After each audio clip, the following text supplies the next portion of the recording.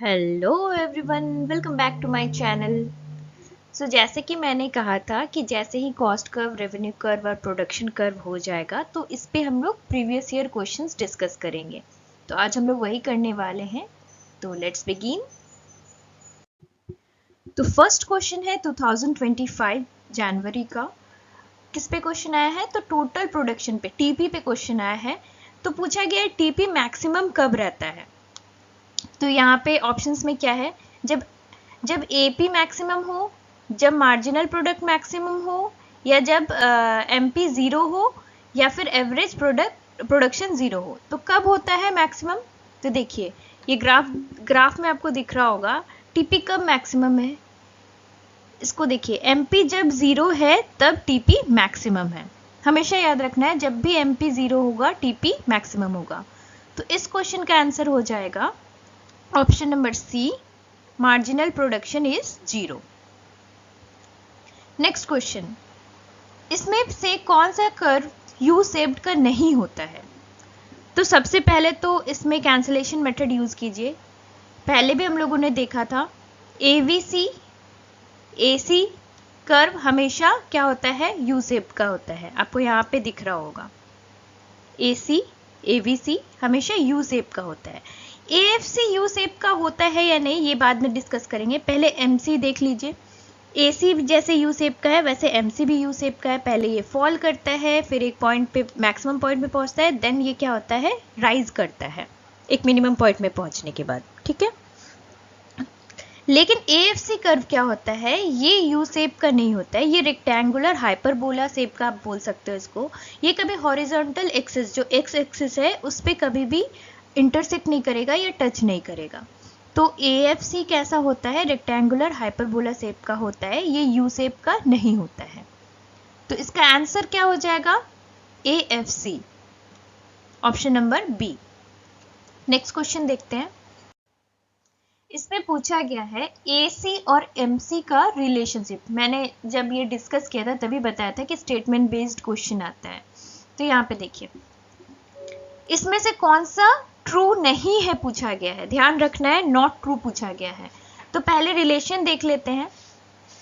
AC curve जब fall करेगा तो एमसी भी कर्व भी फॉल करेगा, लेकिन एमसी कर्व नीचे रहेगा, लोअर देन एसी कर्व रहेगा। तो यहाँ पे पहले ये सारा देखते हैं। क्या लिखा हुआ है? MC is falling. The rate of fall in MC is greater than that of AC curve. हाँ, क्योंकि देखिए ये सबसे नीचे है, जिसका फॉलिंग रेट होगा ये ज़्यादा होगा AC कर्व से। तो ये तो सही है। नेक्स्ट देखते हैं। ऐसा भी रेंज आता है क्या जहाँ पे MC जो इंक्रीज करेगा, लेकिन AC कर्व क्या है? डिक्रीज ही करते रहेगा। ऐसा है क्या? तो हाँ, ऐसा है, क्योंकि यहाँ से देखिए ये इंक्रीज कर रहा है, लेकिन एमसी कर्व क्या है? ये डिक्रीज किए जा रहा है। तो ये भी सही है। अब AC इज कांस्टेंट। AC कब कांस्टेंट रहता है? जब क्या AC is smaller than MC होता है? नहीं, AC कांस्टेंट इस पोजीशन में होता है जब MC is equal to AC होता है। तो ये वाला जो पॉइंट है ये आपका क्या हो जाएगा? नॉट करेक्ट है, या फॉल्स पॉइंट बोल सकते हो आप।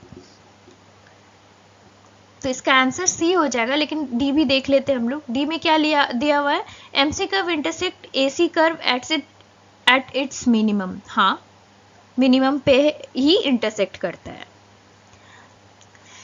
Next, when both AR and MR are in straight line, MR curve will cut the distance between AR curve and y axis in the, जब MR कर्व और AR कर्व एक straight line shape में होता है, अच्छा, AR curve और y axis के बीच का जो डिफरेंस है वो MR कर्व कहाँ पे कट करेगा? तो इसका आंसर हो जाएगा मिडिल। याद रखना है, मिडिल में कट करता है। नेक्स्ट क्वेश्चन देखते हैं। अब 2023 का क्वेश्चन देखते हैं। सारा इजी क्वेश्चन आया हुआ था। सिर्फ 2 में देखिए, शेप के बारे में पूछा है। लॉन्ग रन एवरेज कर्व का शेप कैसा होता है ये पूछा गया है। तो सबको पता है कि लॉन्ग रन एवरेज कर्व का शेप कैसा होता है? यू शेप का होता है। कैसा होता है? यू शेप का। तो इसका आंसर क्या हो जाएगा? U shape. वैसा ही सेम क्वेश्चन इसमें पूछा गया है। लेकिन इसमें एक डिफरेंस है। इसमें क्या पूछा गया, एम्पिरिकल स्टडीज में लॉन्ग रन एवरेज कर्व का शेप कैसा होता है। एम्पिरिकल स्टडीज में लॉन्ग रन एवरेज कर्व का शेप होता है एल शेप। जब भी आपको एम्पिरिकल स्टडीज दिख जाए तो लॉन्ग रन एवरेज कर्व का शेप आपको कैसा बताना है, आपको एल शेप बताना है। ऐसे नॉर्मली अगर पूछा जाए तो यू शेप लिखना है, लेकिन अगर इंफेरिकल वाला रहे क्वेश्चन, इंफेरिकल स्टडीज लिखा रहे तो कैसा होगा, एल शेप का होगा। इसी वजह से इसका आंसर हो जाएगा एल शेप। इसी वजह से मैंने ये दोनों क्वेश्चन एक साथ दिया हुआ था ताकि आपको डिफरेंस समझ में आए। नेक्स्ट देखते हैं। जब हम लोग एवरेज कॉस्ट कर्व के बारे में पढ़ रहे थे तो हम लोगों ने डिस्कस किया था कि एक रीजन क्या है उसके यू शेप का। तो आपको पता होना चाहिए कि लॉन्ग रन में इकोनॉमीज ऑफ स्केल की वजह से जो क्या हो जाता है, आपका कॉस्ट लो हो जाता है, कॉस्ट बेनिफिट आप उठा सकते हो। एंड देन फिर एक सर्टेन पॉइंट आता है जहाँ पे कॉस्ट बेनिफिट जो आपको मिल रहा था डिसइकोनॉमीज ऑफ इकोनॉमीज की वजह से वो काउंटर बैलेंस हो जाता है, तो कांस्टेंट हो जाएगा। And then again cost increase होने लग जाता है ड्यू टू डिसइकोनॉमीज की वजह से। तो यहाँ पे इकोनॉमिक्स की वजह से, यहाँ पे काउंटर बैलेंस की वजह से, और यहाँ पे क्या है, डिसइकोनॉमिक्स की वजह से। तो यहाँ पे कौन सा आंसर सही हो जाएगा, तो इसका आंसर हो जाएगा option number D, A B C D.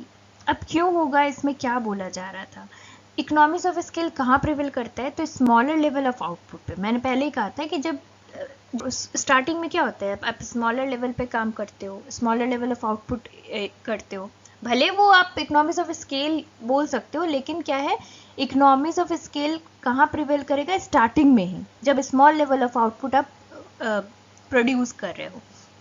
Dish economics कहाँ पे आएगा, तो उसके वो आएगा लार्जर जब आपका फर्म हो जाता है, बहुत ज़्यादा लार्ज स्केल का हो जाता है, उस वक्त होता है।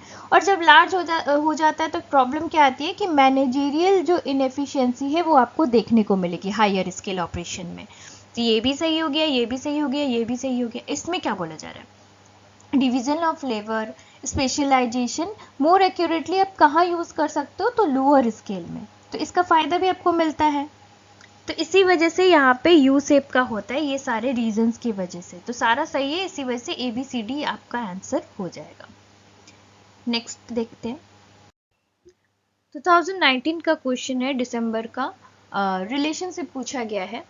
तो शॉर्ट रन में क्या बोल रहे हैं, जब TFC 0 रहेगा तो क्या TC is equal to TVC रहेगा। तो फॉर्मूला क्या होता है TC का, TVC प्लस TFC। तो मान लीजिए TVC प्लस TFC होता है तो TFC 0 है, तो TVC जितना होगा उतना ही ना आपका टोटल कॉस्ट होगा, मतलब 1 प्लस 0 तो 1 ही होगा, 0 का तो कोई मायने यहाँ पे होगा नहीं। इसी वजह से TC will be equal to TVC। तो first one is correct. Second देखते हैं।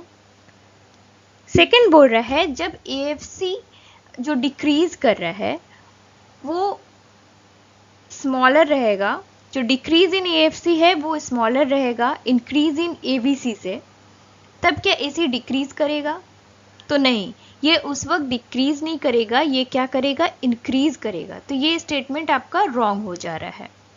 जब इफ डिक्रीज इन AFC का जो डिक्रीज है वो इक्वल रहेगा ABC के इंक्रीज से, तो AC कैसा रहेगा, तो AC कांस्टेंट रहेगा। इस पॉइंट के बारे में बोला जा रहा है, कांस्टेंट रहेगा, ठीक है। थर्ड वाला भी आपका सही है। फोर्थ देखते हैं। इफ डिक्रीज इन AFC, जो AFC में डिक्रीज आ रहा है वो ग्रेटर रहे किससे, इंक्रीज इन ABC से, तब इन AC क्या इंक्रीज करेगा, तो नहीं, इसमें फिर वही उल्टा दे दिया गया है, ये इंक्रीज नहीं रहेगा, ये डिक्रीज करेगा। तो ये स्टेटमेंट भी गलत हो गया। तो आंसर क्या होना चाहिए, ऑप्शन A एंड C। आपको अगर समझ में नहीं आया होगा B और D स्टेटमेंट, तो इसको पहले इस तरह से एग्जाम्पल से समझिए।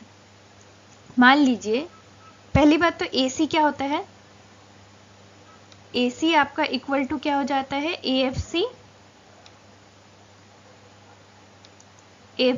Plus ABC। तो जब AFC प्लस ABC होता है तो मान लीजिए AFC अगर क्या कर रहा है, डिक्रीज कर रहा है स्मॉलर रेट से, तो मान के चलिए 5 यूनिट से डिक्रीज कर रहा है, 5 यूनिट से डिक्रीज कर रहा है, तो डिक्रीज कर रहा है तो -5 लिख देते हैं। अब प्लस क्या है, प्लस है एबीसी। अब एबीसी आपका क्या बोल रहा है, इंक्रीज कर रहा है, ज़्यादा से इंक्रीज कर रहा है, ज़्यादा से इंक्रीज कर रहा है, तो इसको मान लेते हैं हम लोग 10 से इंक्रीज कर रहे हैं इसीलिए प्लस किया है यहाँ पे। तो एसी क्या हो जाएगा, एसी आपका हो जाएगा 5। ये प्लस में है तो इंक्रीज करेगा। अब इसमें अपोजिट ले लेते हैं। अब एएफसी का क्या है, डिक्रीज जो है वो ग्रेटर देन है, ग्रेटर देन है, तो मान लीजिए 10 ले लेते हैं हम लोग, -10। डिक्रीज कितना से हो रहा है, -10 से हो रहा है। ज़्यादा से डिक्रीज कर रहा है एएफसी, और एबीसी जो इंक्रीज कर रहा है वो लेस देन, मतलब इसको 5 ले लेते हैं। इंक्रीजिंग रेट जो एबीसी का है वो 5 है, मतलब इससे कम है, तो यहाँ पे आपका कितना हो जाएगा, -5 आएगा। तो यहाँ पे एसी क्या होगा, डिक्रीज होगा। आई होप अब आपको समझ में आ गया होगा डिफरेंस। तो यहाँ पे क्या है, जब आपका एएफसी डिक्रीज करेगा जितना, वो कम रहेगा एबीसी के इंक्रीज से, है ना। -5 से आपका डिक्रीज कर रहा है, लेकिन एबीसी कितना है, ज़्यादा से 10 से इंक्रीज कर रहा है, तो यहाँ पे 5 आया, पॉजिटिव आया, मतलब यहाँ पे एसी इंक्रीज करना चाहिए था आपका। जस्ट इसका उल्टा ये वाला केस है। इसमें क्या है, जब आपका एएफसी जो है डिक्रीज कर रहा है ज़्यादा से, मतलब 10 से मान लीजिए डिक्रीज कर रहा है, और एबीसी जो इंक्रीज कर रहा है वो कम से कर रहा है, अब 5 से कर रहा है, मान लीजिए 10 से छोटा है 5, तो यहाँ पे -5 आपका आंसर आ रहा है। तो -5 मतलब नेगेटिव में आ रहा है, इस वजह से मतलब क्या होगा, एसी डिक्रीज करेगा, इसी वजह से यहाँ पे डिक्रीज होगा। तो ये आप प्रैक्टिकल वे में भी समझ सकते हो, अगर स्टेटमेंट ऐसे डायरेक्ट आपको समझ में नहीं आ रहा हो तो ये था आपका एक्सप्लेनेशन। नेक्स्ट देखते हैं। ये एज अ समरी के लिए मैंने इसको यहाँ पे पुट किया है। तो देखिए, एसी, एआर और एपी में डिफरेंस क्या है। एसी कर्व आपको कैसा दिखेगा, यू शेप का दिख रहा होगा। एआर कर्व कैसा है, मतलब इन्वर्टेड यू शेप दिखेगा आपको। एआर कैसा है, इन्वर्टेड यू शेप है। एपी कैसा है, एपी भी यू शेप जैसा ही है, लेकिन आपको प्रॉपर यू शेप यहाँ पे दिख रहा होगा। एपी भी यू शेप है लेकिन इन्वर्टेड है, ठीक है। अब एमसी कैसा होता है, एमसी मतलब मार्जिनल कॉस्ट कर्व आपका यू शेप का है, मार्जिनल रेवेन्यू कर्व आपका इन्वर्टेड यू शेप का है, और मार्जिनल प्रोडक्ट कर्व कैसा है आपका, ये देखिए, ये यू शेप नहीं है, ये आपका पहले इंक्रीज हो रहा है, एक मैक्सिमम पॉइंट में पहुंच रहा है, फिर डिक्रीज हो रहा है, फिर नेगेटिव हो जा रहा है। तो इस तरह से आप इसका डिफ्रेंशिएट इसको कर सकते हैं। वैसे ही टोटल कर्व का भी देख लेते हैं। टोटल कर्व में क्या है, टीसी कैसा होता है, तो एस शेप का होता है, दिख रहा है आपको, एस शेप का है। टीपी कैसा है, टीपी देखिए इस तरह से है। टीआर और टीपी कर्व आपको लगभग सेम दिखेगा, है ना। तो ये कुछ इम्पॉर्टेंट क्वेश्चंस थे, और भी क्वेश्चंस होंगे, आप चेक कर लेना। मैं ये रिवीजन के लिए मैंने इसमें ऐड किया हुआ है। इसके बाद हम लोग बिजनेस इकोनॉमिक्स का ही एक इम्पॉर्टेंट टॉपिक डिस्कस करेंगे, इक्विलिब्रियम पे।